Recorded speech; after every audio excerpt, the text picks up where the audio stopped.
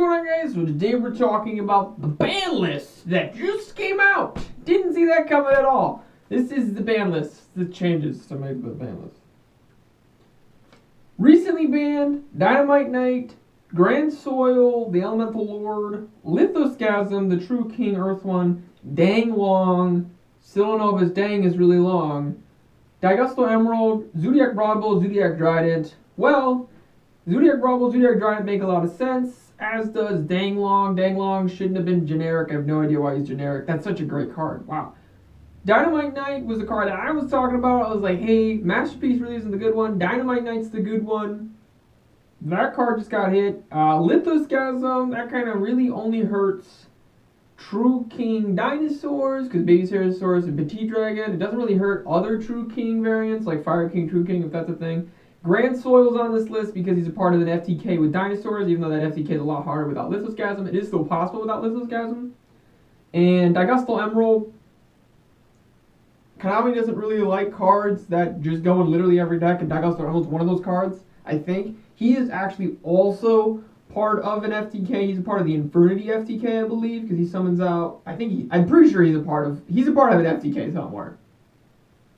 Recently limited, Ignis Heat, Miscellaneous Saurus, Zodiac Rapier, Dark Hole, Gateway of the Six, Interrupted Kaiju Slumber, and True King's Return.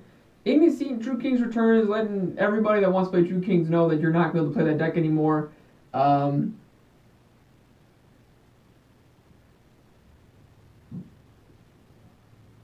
Ignis Heat and Dynamite Knight were the ones that search spells and traps, so that makes those a lot harder to search.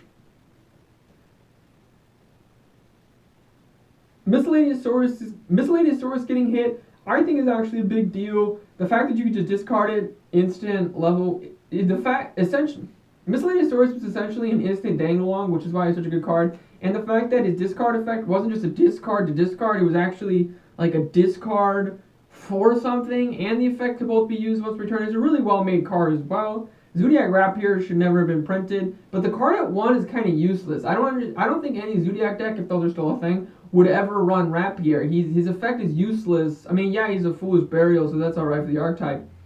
But he's a Foolish Burial and Foolish Burial with Belonging, but he's not really that great other than that. Dark Hole makes no sense. I mean, I guess it makes sense because Interrupted Kaiju Slumber also got put to 1, so maybe Konami's trying to get rid of the board wipes. But I feel like banning Raigeki would have been better than getting rid of a Dark Hole, if that makes sense.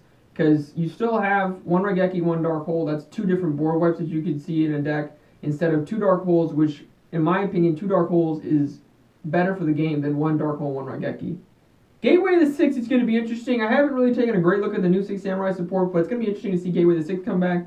And RIP Kaiju's as an engine. I mean, they're still a pretty splashable engine, even though Slumber's at 1, but not really as big of an engine as they used to be.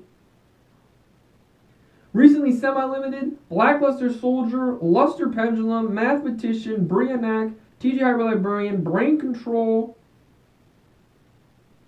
El Shaddai Fusion, Preparation of Rites, and Burial from a Different Dimension. Burial from a Different Dimension was hard to read on my little list here. Being 100% honest, I don't think any of those matter.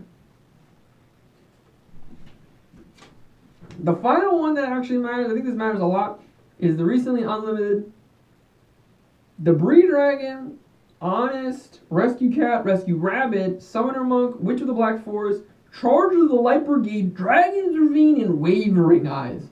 Now, if you couldn't tell by my voice inflicting up higher, I think those last 3 are actually relevant. I think Honest is something we're going to have to pay attention to see if Honest deserves to come from semi-limited to unlimited. Rescue Rabbit and Rescue Cat. Rescue Cat just got errata. That card's fine at 3. Rescue Rabbit's going to be interesting to see at 3. I'm not sure if that card should come back at 3, especially because World Chalice is a pretty strong deck that can very easily run 2 or 3 Rescue Rabbits. That's going to be interesting to see. Summoner Monk and Debris Dragon, Witch of the Black Forest are not really relevant.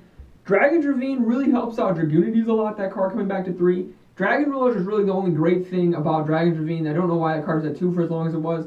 But Charge of the Light Brigade and Wavering Eyes are 2 cards that I do not think deserve to come off the ban list.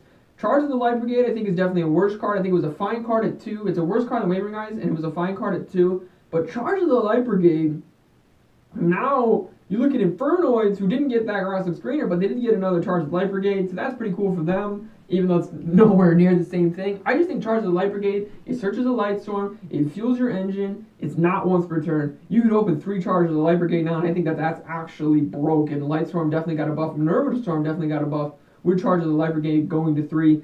In Wavering Eyes, back when Wavering Eyes was fully unlimited like it is now, it was whoever saw Wavering Eyes first won the duel. I don't think it's going to be that prevalent again because Pendulum's gotten nerfed thanks to the Extra Deck Zone. But Wavering Eyes coming to 3, I think we will see. That will be a mistake. 100%. That does not seem like that should have been a thing at all.